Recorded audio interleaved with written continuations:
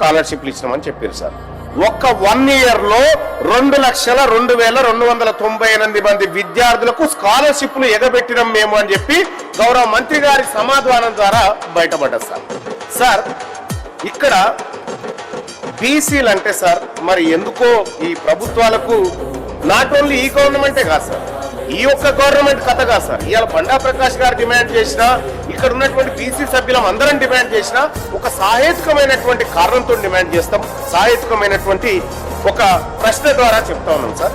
ఇప్పుడు పెద్దలు చెప్పినట్టుగా ఈ 2 ఏడాదిలలో కలిపి, ఈ 2 ఏళ్లలో కలిపి దాదాపుగా ఓన్లీ విద్యాపరమైనటువంటి అంశంలోనే 3,512 కోట్ల రూపాయలు ఎగబెట్టింది సార్ ఈ ప్రభుత్వం బీసీలకు. ఓన్లీ విద్యా అంశమే సార్.